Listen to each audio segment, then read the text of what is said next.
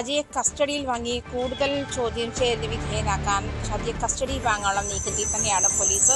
എന്തായാലും കഴിഞ്ഞ ദിവസം ഷാജിയുമായി ഈ കൊലപാതകം നടന്ന സ്ഥലത്ത് റെയിൽവേ ട്രാക്കിലെത്തിച്ച് ഷാജിയുമായി തെളിവെടുപ്പ് നടത്തിയിരുന്നു. ഈ തെളിവെടുപ്പിന് ശേഷം ഷാജി വിവരിച്ചു ഏത് സാഹചര്യത്തിലാണ് സുധയെ കൊലപ്പെടുത്തിയത്, എങ്ങനെയൊക്കെയാണ് സുധയെ കൊലപ്പെടുത്തിയതെന്ന് പോലീസിനോട് വിവരിക്കുകയുണ്ടായി. യാതൊരു ഭാവഭേദവും ഇല്ലാതെയാണ് പ്രതി കൊലപാതകം എങ്ങനെയാണ് നടത്തിയതെന്ന് വിശദീകരിച്ചതെന്നാണ് പോലീസ് കഴിഞ്ഞ ദിവസം പറഞ്ഞത്. അതേസമയം സുധയുമായി വർഷങ്ങളായി ബന്ധമാണ് ഷാജിക്കുള്ളത്.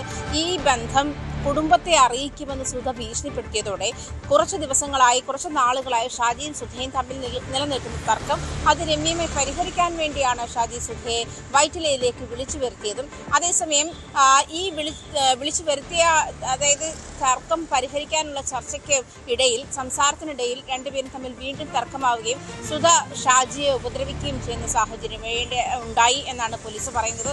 അതിൽ പ്രകോപിതനായാണ് ഷാജി സുധയുടെ മുഖത്ത് മുഷ്ടി ചുറ്റി ആഞ്ഞടിക്കുകയും ചെയ്തു. അത് പിന്നീട് സുധ ഷാജിയുടെ വീട്ടിൽ ഇരുവരും തമ്മിലുള്ള ബന്ധം അറിയിക്കും എന്ന് സുധ ഭീഷണിപ്പെടുത്തുകയുണ്ടായി. ഈ സാഹചര്യമാണ് ഷാജി പ്രകോപിതനാക്കിയതെന്നാണ് പോലീസ് പറയുന്നത്.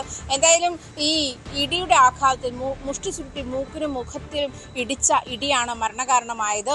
ഇടിയുടെ ആഘാതത്തിൽ സുധ താഴേക്ക് വീഴുകയും താഴെ ഉണ്ടായിരുന്ന കരിങ്കലിൽ തലയടിക്കുകയും ചെയ്തു. അതും ഗുരുതരമായ പരിക്കാണ്. പക്ഷെ മരണകാരണമായ മുറിവ് എന്ന് പറയുന്നത് മുഖത്തേറ്റ ഇടി തന്നെയാണ്, മുഷ്ടി ചുരുട്ടിയുള്ള ഇടി തന്നെയാണ് എന്നാണ് പോലീസ് വ്യക്തമാക്കുന്നത്. പക്ഷേ കൊലപാതകം ആസൂത്രിതമല്ല എന്നും പോലീസ് വ്യക്തമാക്കുന്നുണ്ട്. ഇവര് രണ്ടുപേരും തമ്മിൽ നാളുകളായി ബന്ധമുണ്ട്, വർഷങ്ങളായി ബന്ധമുണ്ട്. ആ ബന്ധം വീട്ടിൽ അറിയിക്കുമെന്നുള്ളതിനെ തുടർന്നുണ്ടായ പ്രകോപനമാണ് തർക്കത്തെ തുടർന്നുണ്ടായ പ്രകോപനമാണ് ഷാജിയെ കൊലപാതകത്തിലേക്ക് നയിച്ചതെന്നാണ് ഷാജി പോലീസിനോട് പറഞ്ഞത്. ആ ഒരു സാഹചര്യം തന്നെയാണ് പോലീസ് കണക്കിലെടുത്തുള്ളത്. എന്തായാലും പ്രതിയെ ഇന്നലെ കോടതിയിൽ ഹാജരാക്കി റിമാൻഡ് ചെയ്തിട്ടുണ്ട്. വീണ്ടും പ്രതിയെ കസ്റ്റഡിയിലെടുത്ത് ചോദ്യം ചെയ്യാനുള്ള നീക്കത്തിലാണ് പോലീസ്.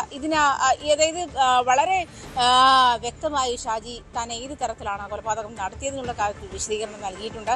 കഴിഞ്ഞ ദിവസം പോലീസ് തെളിവെടുപ്പിന് ഷാജി അവിടെ എത്തിച്ചിരുന്ന സാഹചര്യത്തിൽ പോലീസിനോട് ഷാജി ഒരു ഭാവഭേദവും ഇല്ലാതെയാണ് താൻ ഏത് തരത്തിലാണ് കൊലപാതകം നടത്തിയതെന്നുള്ള കാര്യം വിശദീകരിച്ചു കൊടുത്തത്. അതുകൊണ്ട് ഈ കഴിഞ്ഞ ദിവസം ഡെപ്യൂട്ടി പോലീസ് കമ്മീഷണർ അശ്വതി ജിജിയാണ് മാധ്യമങ്ങളോട് ഇക്കാര്യം വിശദീകരിച്ചത്. ഷാജിയെ അതിനുശേഷമാണ് കോടതിയിൽ ഹാജരാക്കി റിമാൻഡ് ചെയ്തത്. എന്തായാലും വീണ്ടും കസ്റ്റഡിയിൽ വാങ്ങാനുള്ള നീക്കത്തിൽ തന്നെയാണ് പോലീസ് രഞ്ജിത്ത്. ആജ്ഞാ രവീന്ദ്രനാണ് വിവരങ്ങൾ പങ്കുവച്ചത്.